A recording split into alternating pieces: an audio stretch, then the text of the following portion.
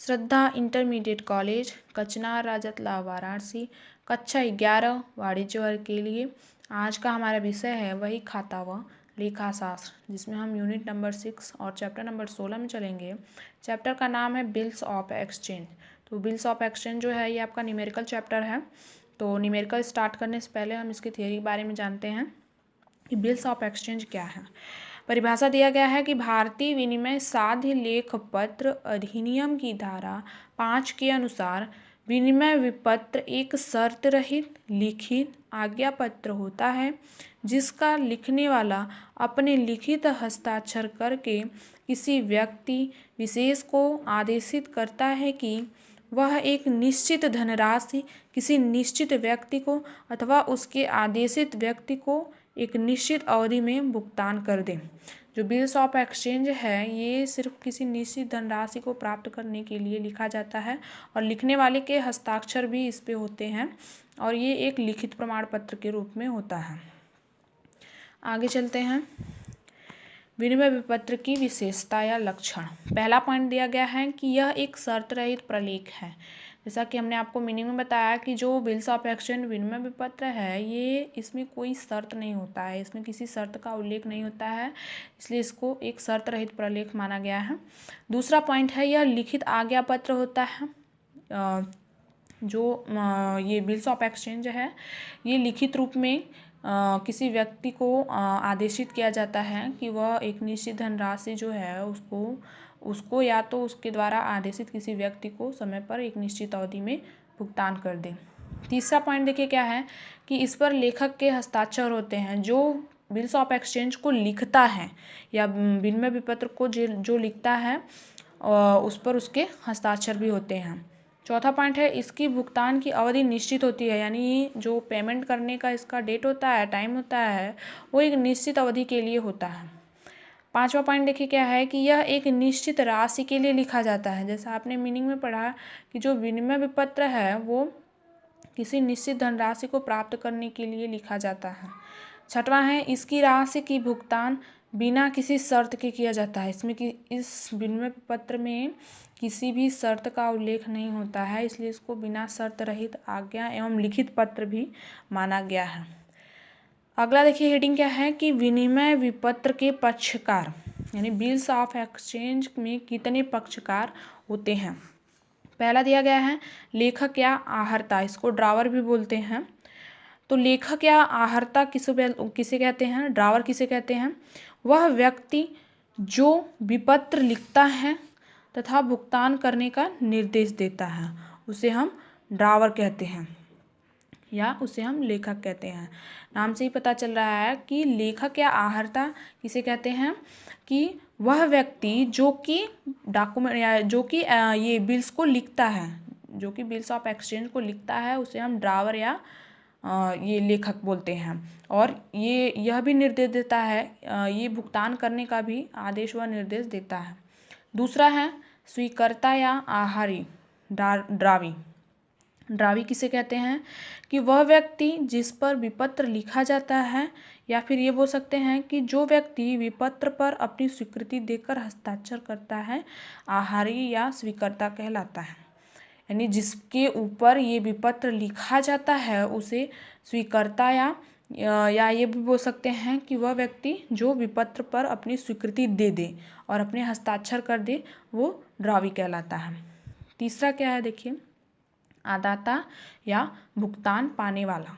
आदाता या भुगतान पाने वाला का मतलब कौन हुआ, पेयी। पेयी किसे कहते हैं कि वह व्यक्ति जो वास्तव में विपत्र में अंकित राशि का भुगतान स्वीकर्ता से प्राप्त करता है तो उसको हम पेयी बोलते हैं। यानी जो व्यक्ति ड्रावी से कोई राशि प्राप्त करता है तो वो क्या कहलाता है, आदाता या भुगतान पाने वाला या पेयी। अगला हेडिंग देखिए क्या है, विनिमय विपत्र के प्रकार। विनिमय विपत्र के प्रकार में ये कितने टाइप्स के होते हैं बिल्स ऑफ एक्सचेंज। पहला है प्राप्य विपत्र, बिल्स रिसीवेबल। बिल्स रिसीवेबल देखिए क्या होता है कि प्राप्य विपत्र ऐसे विपत्र होते हैं जिसका भुगतान उस व्यक्ति को मिलता है जिसके पक्ष में वह लिखा गया हो या बेचान कर दिया गया हो। प्राप्य विपत्र किसे बोलते हैं कि वह विपत्र जिसका भुगतान उस व्यक्ति को मिलता है जिसके पक्ष में वह लिखा गया है। यानी जिसके लिए बिल्स लिखा गया है उसको हम बिल्स रिसीवेबल बोलते हैं। देय बिल, देय विपत्र किसे बोलते हैं? Bills payable. कि देय विपत्र वह विपत्र है जिसका भुगतान स्वीकर्ता द्वारा देय भुगतान तिथि पर किया जाता है, उसे हम बिल्स पेबल बोलते हैं। तीसरा देखिए क्या है? दर्शनी विपत्र, डिमांड बिल्स। दर्शनी विपत्र को डिमांड बिल्स बोलते हैं। डिमांड बिल्स का मतलब यह है कि मांग पर देय हो। तो ऐसे विपत्र जो मांग पर देय होते हैं उसे हम डिमांड विपत्र या दर्शनी विपत्र बोलते हैं। और इस विपत्र पर भुगतान करने की कोई निश्चित तिथि नहीं होती है, चाहे जिस भी डेट पर इसका भुगतान किया जा सकता है। दर्शनी विपत्र, डिमांड बिल्स का मतलब यह है कि ऐसे विपत्र जो कि मांग पर देय होते हैं उन्हें हम डिमांड बिल्स बोलते हैं। चौथा देखिए, मुद्दती विपत्र, टाइम बिल्स। टाइम बिल्स किसे कहते हैं? कि ऐसा विपत्र जो निश्चित अवधि के बाद देय होता है मुद्दती विपत्र या टाइम बिल्स कहलाते हैं। मुद्दती विपत्र का मतलब, टाइम बिल्स का मतलब ये है कि जो डेट दिया गया है, जो टाइम फिक्स किया गया है, उस तिथि पर, उस डेट पर ये विपत्र, ये बिल्स प्राप्त हो जाए तो ऐसे विपत्र या बिल्स को हम मुद्दती विपत्र या टाइम बिल्स बोलते हैं। अगला देसी है, 5वां है देसी विपत्र। देसी विपत्र, ट्रेड बिल्स किसे बोलते हैं? कि इसका लिखने वाला और स्वीकारक एक ही देश के निवासी होते हैं। देसी विपत्र का मतलब है, ट्रेड बिल का मतलब ये है कि ऐसे बिल जो कि जिसमें कि लिखने वाला भी एक ही देश का हो और स्वीकार करने वाला भी उसी देश का हो, यानी दोनों जो पक्षकार हों वो एक ही देश के निवासी हों, तो ऐसे विपत्र को, ऐसे बिल्स को हम देसी विपत्र या ट्रेड बिल्स बोलते हैं।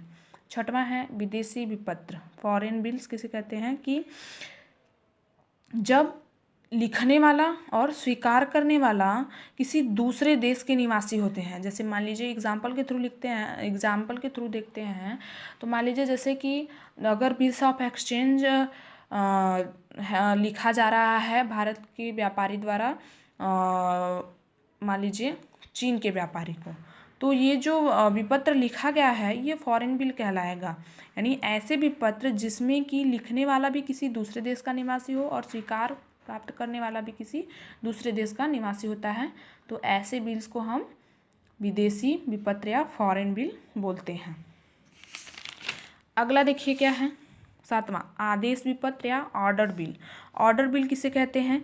कि इस विपत्र का भुगतान विपत्र में लिखे व्यक्ति को या उसके आदेशानुसार किसी अन्य व्यक्ति को करना होता है। यानी ऑर्डर बिल का मतलब ये है कि ऐसे विपत्र जो कि किसी आदेशित व्यक्ति को दिया जाए, तो ऐसे बिल्स को या ऐसे विपत्र को हम आदेश बिल विपत्र या ऑर्डर बिल्स बोलते हैं। 8वां क्या है? वाहक विपत्र, बियरर्स बिल। ऐसे विपत्र का भुगतान उस व्यक्ति को करना होता है जो उसे भुगतान के लिए प्रस्तुत करता है। यानी ऐसे विपत्र जिस पर कि भुगतान जो हो रहा है वो या फिर ऐसे बोल सकते हैं कि वाहक विपत्र या बियरर्स बिल से आशय ऐसे विपत्र से है जिसका भुगतान उस व्यक्ति को करना होता है जो उसे भुगतान के लिए प्रस्तुत करता है। जैसे मान लीजिए किसी व्यक्ति ने किसी बिल्स को लिख दिया है, किसी विपत्र को लिख दिया है, और अगर वो जाकर के उस बिल्स को भुना लेता है तो ऐसे विपत्र को हम क्या बोलते हैं? वाहक विपत्र या बियरर्स बिल। तो बच्चों, आज हम बिल्स ऑफ एक्सचेंज के बारे में जाने कि बिल्स ऑफ एक्सचेंज क्या होता है, इसके टाइप्स कितने हैं और इसकी विशेषता क्या है। अगले वीडियो में हम चर्चा करेंगे विनिमय विपत्र का प्रारूप, यानी जो फॉर्मेट होता है बिल्स ऑफ एक्सचेंज का वो किस तरीके से होता है। आज के वीडियो में इतना ही, बाकी अगले वीडियो में हम नेक्स्ट वीडियो में चर्चा करेंगे।